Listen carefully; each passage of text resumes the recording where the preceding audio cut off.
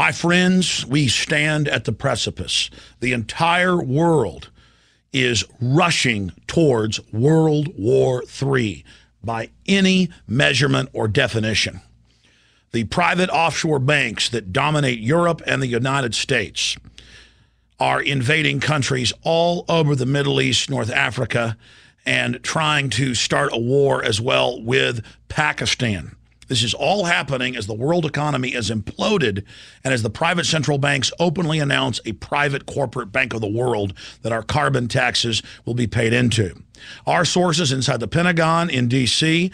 and at Fort Hood, Texas, as well as others, have confirmed that major armored divisions out of Fort Hood and other bases are set to be sent late in September into October into Libya, a full-scale ground war. Meanwhile, Obama comes out and says he doesn't need any authorization from Congress and that Libya is not a war. Now he's threatening to go into Sudan. They've got warships off the coast of Syria, and our media and senators are openly calling for war.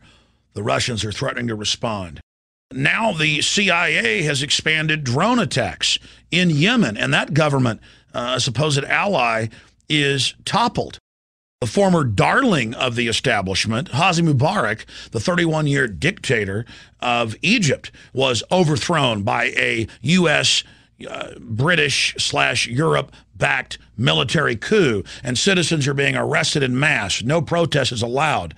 This is amazing. Al-Qaeda-backed forces in the east of Libya are now being augmented by U.S. and British special forces. But it doesn't stop there.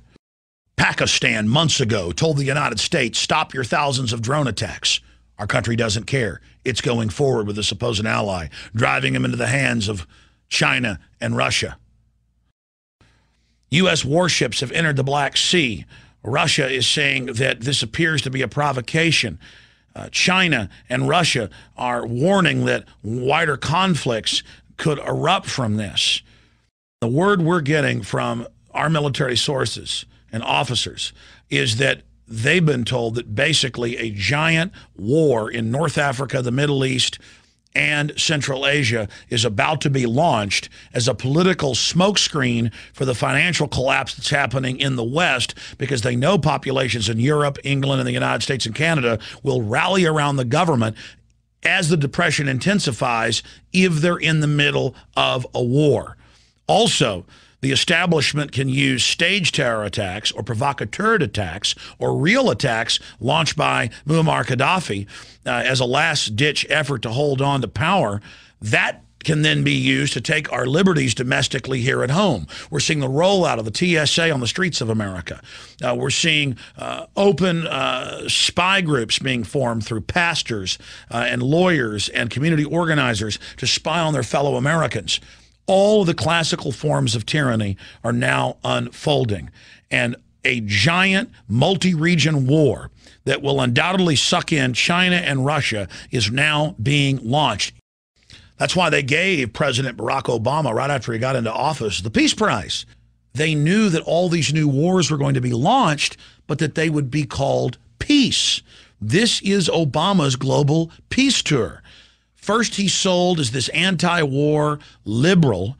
The planet bows down before him after 8 years of warmongering and lies about WMDs by George W. Bush. And then Obama launches new conflicts across the globe, but dubs them as humanitarian and bringing peace, and tells the world giant mushroom clouds and huge buildings being blown into pieces is not war. It is humanitarian liberation. And the controlled corporate dinosaur media said, you don't understand. These new wars are not wars. These are kinetic actions, and these are to bring peace. We were told Al-Qaeda were the good guys in the east of Libya going after Muammar Gaddafi. We were told that bombing their cities and killing thousands was humanitarian.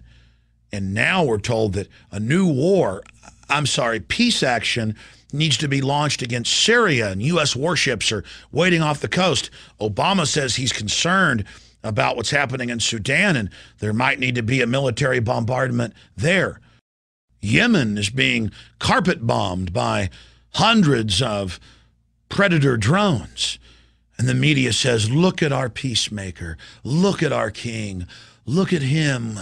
Our great new General Obama. He doesn't need Congress for authority. He has the United Nations.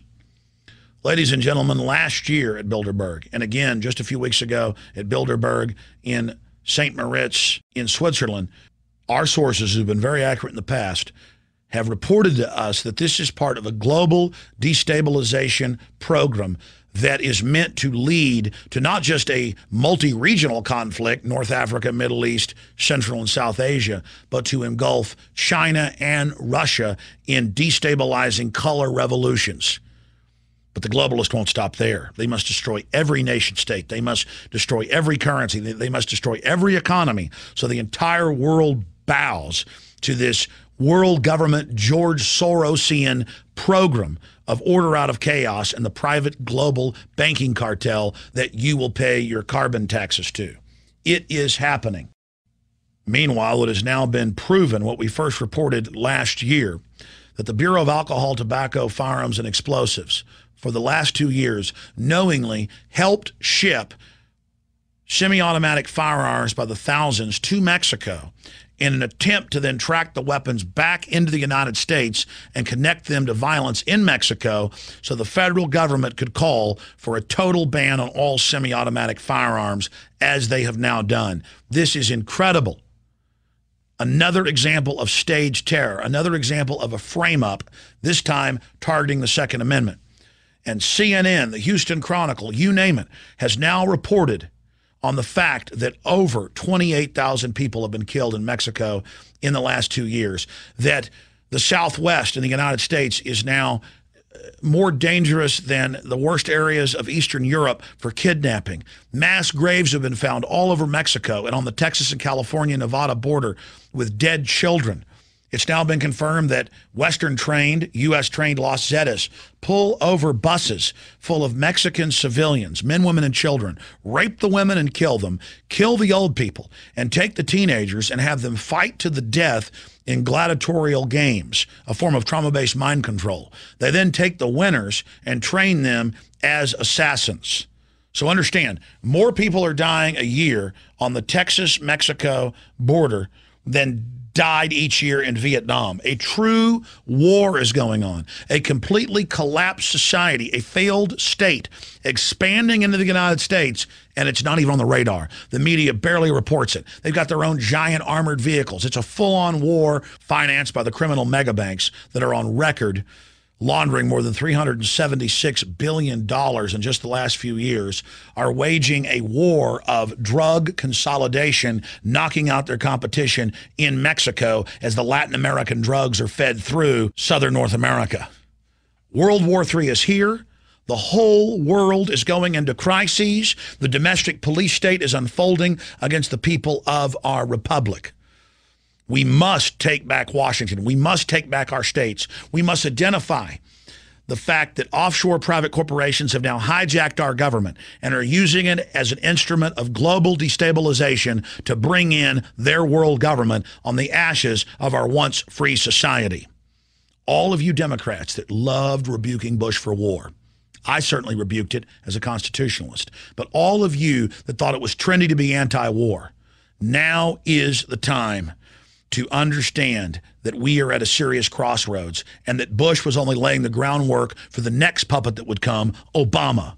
Obama, the man of peace, the man of desolation, death, and destruction. This war that is about to engulf the world will be one of the most destructive, if not the most destructive in human history, and could lead to thermonuclear war. Please warn everyone you know. World War III is now upon us. Ask yourselves, what are you doing in this time of great challenge? What are you doing to unlock minds? Go to Infowars.com and PrisonPlanet.tv for the latest headlines and cutting-edge information.